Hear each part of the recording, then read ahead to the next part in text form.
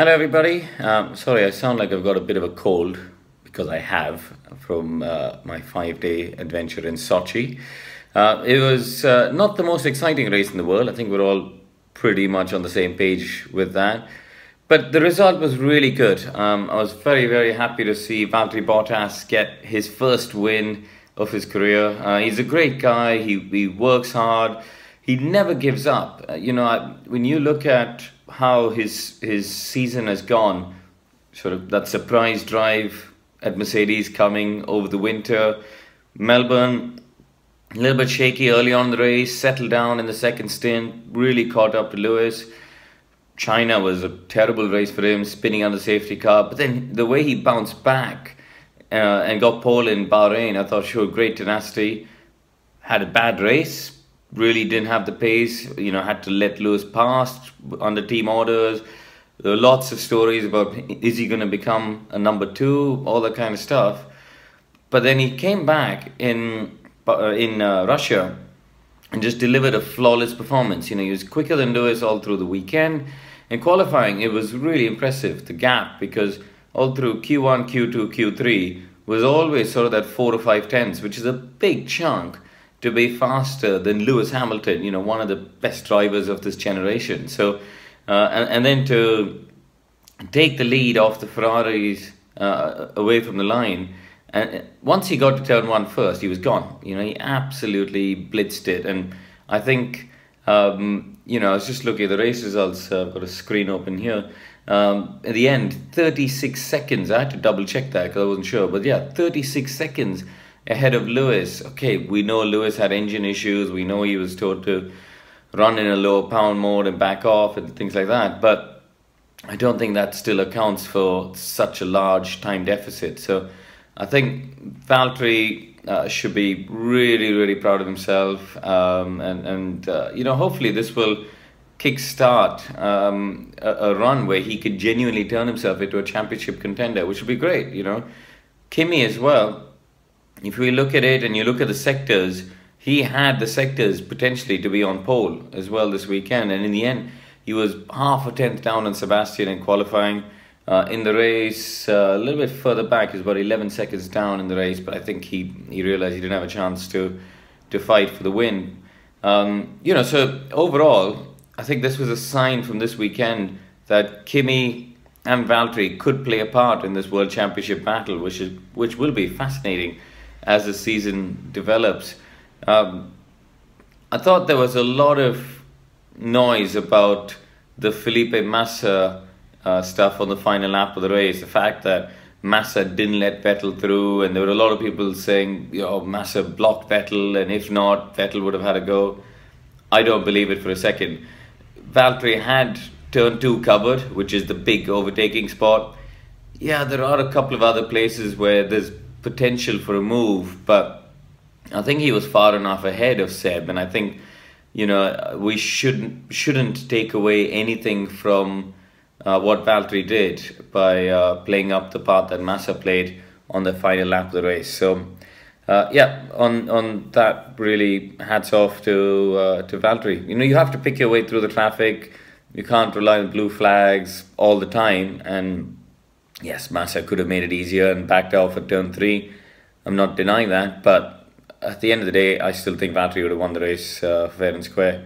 He did the donkey work in the first stint of the race. That's where really he laid the foundations for that victory. If you look at the first stint, he made sort of 5.5 seconds or so, and the Ferraris had absolutely no answer to him.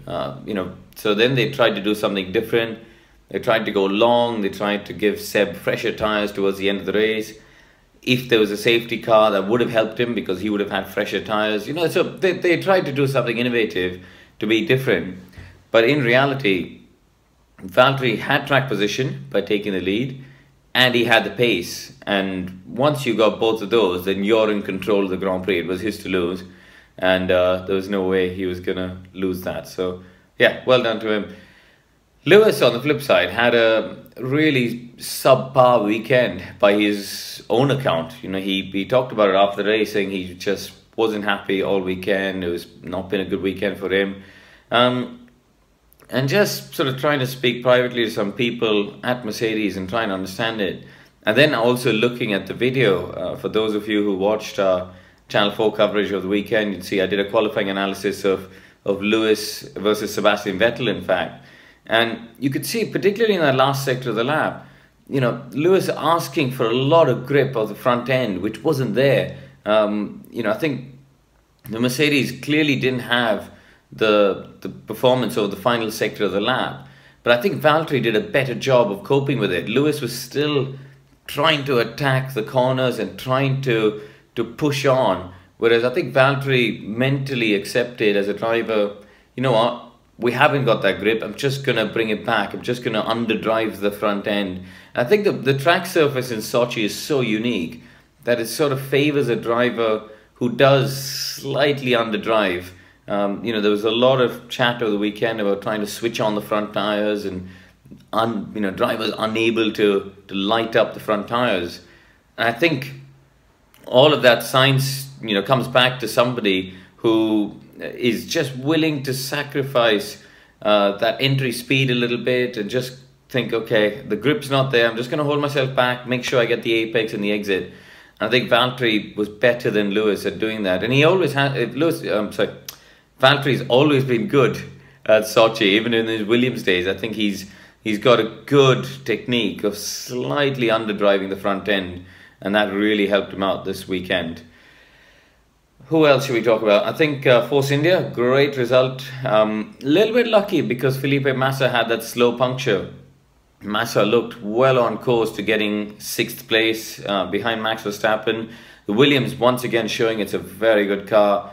You know, he even qualified between the two Red Bulls, which is a great effort for him. So, you know, they've got a great car. Unfortunately, I believe it was not one but 2 slow punctures that caused him to have 2 pit stops, and that's why even his first pit stop was early. So it's a really odd thing because this isn't normally a circuit where we expect to see punctures and things like that. So it's a really odd set of unfortunate and unlucky circumstances for Felipe, but Force India got 6th and 7th.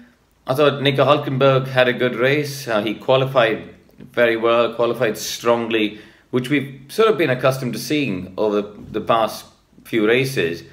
But normally they've struggled with race pace. And this weekend I thought, if you look at it, his race pace was very good. The tyre management was good. He did the longest stint of anybody on the ultra soft tyres, something like 42 laps or something on the ultra soft tyres. So that was a very good effort, I thought, from him.